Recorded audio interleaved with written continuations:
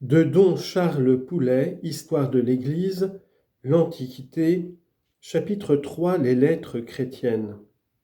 Premièrement, la littérature orientale, Clément et Origène. Dès le milieu du IIe siècle, une école catéchétique appelée didascalée s'était fondée à Alexandrie. Son but fut d'abord apologétique. Elle voulut établir une conciliation et comme un compromis entre la philosophie et le christianisme en réalisant une gnose orthodoxe. La première, elle tenta une synthèse théologique du donné révélé. Malheureusement, elle se trompa en prenant pour guide Platon au lieu d'Aristote. L'origénisme devait en être la conséquence. Rien ne nous est resté de Pantène, le premier didascale alexandrin. Son disciple Clément, né vers 150, mort vers 215, athénien converti, nous est surtout connu par une trilogie fameuse qui comprend le protreptique, le pédagogue et les stromates.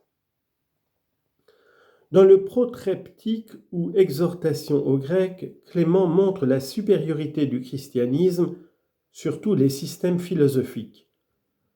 Il y conduit donc son lecteur du paganisme à la croyance. Dans le deuxième livre, Clément élève son auditeur converti à la pratique de la morale chrétienne, avec Jésus pour pédagogue. L'auditeur est conduit de la croyance à la discipline par le moyen d'une causerie élevée et brillante où paraît une fine description des vices et des vertus.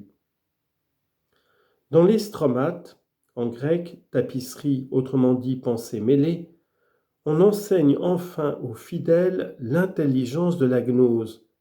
On l'initie à la spiritualité et à la mystique. Clément déploie au cours de ses ouvrages une érudition extraordinaire. Il a un style harmonieux et nuancé, mais il manque d'ordre et de sobriété. Enfin, ses récits abondent en imprécisions qui ont permis aux hérétiques de trahir sa pensée. Clément fut le maître d'Origène. Né en Égypte vers 185, celui-ci prend place dans le didascalais vers l'âge de 18 ans. De 204 à 230, il enseigne à Alexandrie. Après s'être brouillé avec son évêque Démétrius, il occupe la chaire de Césarée en Palestine jusqu'au temps de Dès. Incarcéré et mis à la torture, il meurt à Tyr en 254. Origène est un prodige d'érudition. On le surnomma l'homme de fer, Adamantius. Son œuvre ressemble à une encyclopédie ecclésiastique en 800 volumes où sont abordés tous les sujets. Apologie, spiritualité, écriture sainte, théologie positive.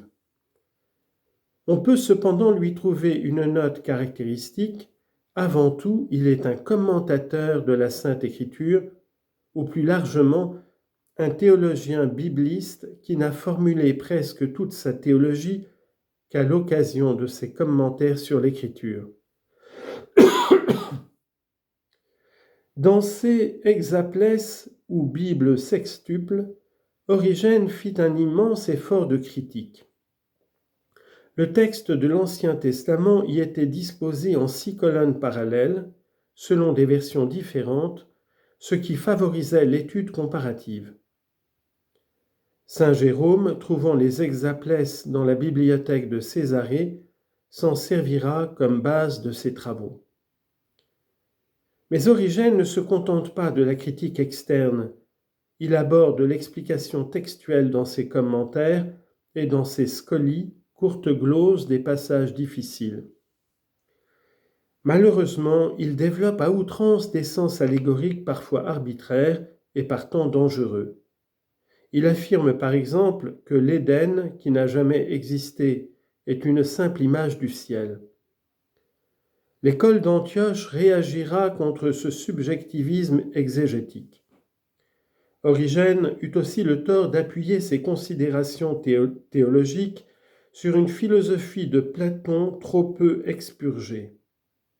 Son De Principiis est un véritable manuel de théologie, mais le christianisme y apparaît plus ou moins transformé en gnose platonicienne, d'où seront assez insidieusement extraits les éléments d'un système d'erreur étendu que l'Église condamnera plus tard sous le nom d'origénisme. Origène a influencé toute la pensée grecque, spécialement les Cappadociens. Deuxièmement, la littérature occidentale, Tertullien, Saint-Cyprien, Saint-Hippolyte. La littérature latine chrétienne n'apparaît qu'à la fin du IIe siècle avec Tertullien. Jusque-là, le grec fut la seule langue employée. Né à Carthage en 160, Tertullien se convertit vers 195. Selon l'affirmation de saint Jérôme, il devint prêtre. Tempérament ardent, il était né pour la polémique et y déployait les ressources d'une logique implacable, d'un style riche en antithèses, plein de mouvements et de couleurs. Entre tous ces écrits polémiques, il faut citer l'Apologeticum de 197, où il démontre l'innocence des chrétiens et l'inanité de la procédure de Trajan. Tertullien batailla aussi contre les hérétiques. Il écrivit le De Prescriptione Hereticorum vers 200, réfutation générale où il leur oppose, selon la méthode de saint Irénée, l'autorité de la tradition et de l'Église. Il brandit contre eux un argument de prescription, autrement dit, selon le sens antique du mot, un argument antérieur à tout procès et qui annule par avance toute objection. En effet, les hérétiques manipulent les Écritures à leur fantaisie, mais les Écritures sont propriété de l'Église qui en a hérité par transmission légitime. Il y a donc pour les hérétiques une impuissance radicale à s'en servir contre elles. Mais Tertullien est avant tout un moraliste âpre et sévère. Aussi a-t-il voulu résoudre, et jusque dans les moindres détails, les questions qui se posaient, multiples, à l'heure où le christianisme débordant sur le monde romain se demandait jusqu'où il devait se clôturer. Dans le De Cultu Feminarum, Tertullien fixe la toilette d'une femme chrétienne.